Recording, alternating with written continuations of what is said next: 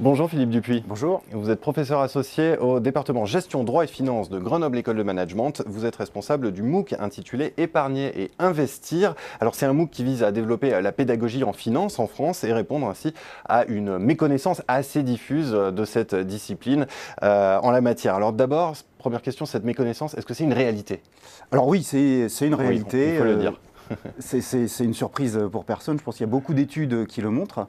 Je pense notamment à une étude qui a été commandée pour l'OCDE il y a quelques années et qui montrait que sur des questions très simples de calcul d'intérêt, les Français ressortaient en bas de l'échelle de classement parmi les pays de l'OCDE.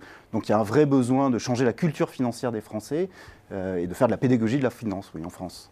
Plus particulièrement, sur quel sujet est-ce qu'il faut développer la pédagogie? Sur quel sujet de la finance? Alors, les sujets sont très nombreux, ils peuvent être très simples, comme du calcul de budget ou du calcul d'intérêt, mais ça, il y a déjà des initiatives publiques qui existent. Donc nous, on se situe à l'étape d'après, qui est celle des placements. Je vous donne juste un chiffre qui est sorti d'une étude de l'autorité des marchés financiers. 80% des Français ne se sentent pas à l'aise lorsqu'il s'agit de parler de placement avec leur banquier. Donc pour nous, le MOOC, c'est une réaction à ce constat, à ce sentiment. On essaye d'améliorer cette pédagogie. On insiste en particulier sur les risques, sur la diversification. Et puis surtout, on essaye de décomplexer l'épargnant par rapport au fonctionnement du système financier. Je vais vous donner un exemple. Quand on achète une SICAV et qu'on lit les documents financiers qui sont disponibles et distribués par les établissements, on tombe très vite sur du jargon financier qui est incompréhensible pour l'épargnant. Par exemple, qu'est-ce que c'est qu'un ratio d'information? Personne ne le sait et pourtant ça apparaît dans tous les documents financiers. Donc c'est ce type de notion qu'on essaye de préciser.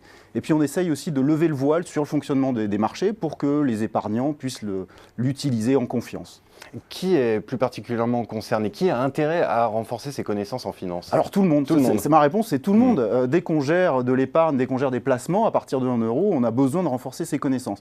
Je pense quand même en particulier aux jeunes qui entrent dans la vie active. Les études ont montré qu'ils étaient un peu moins armés que les autres par rapport au placement.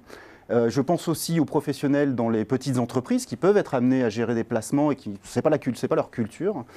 Et puis on peut citer tous les représentants du personnel, par exemple, qui vont surveiller des plans d'épargne, retraite, des plans de placement. Donc un public très très vaste pour ce MOOC. Comment diffuser au mieux cette connaissance? Vous avez pour votre part retenu le format MOOC. Pourquoi est-ce que vous avez jugé que c'était un bon outil? Alors pourquoi le MOOC? Parce que d'abord il y a une vraie demande en France pour la formation en ligne, et notamment des jeunes, qui est une de nos cibles, parce que ça donne une grande souplesse à l'apprenant, qui peut gérer son emploi du temps, qui peut gérer son rythme d'apprentissage. Ça nous permet aussi d'utiliser des supports de formation qui sont variés, comme de la lecture, des vidéos, des quiz, des jeux. On n'apprend pas tous de la même manière.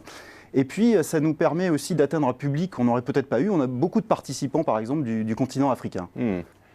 Et ça tombe bien puisque votre MOOC est ouvert à tous et tout le monde est concerné. Merci Philippe Dupuis et rendez-vous sur votre MOOC Épargner et investir. Merci.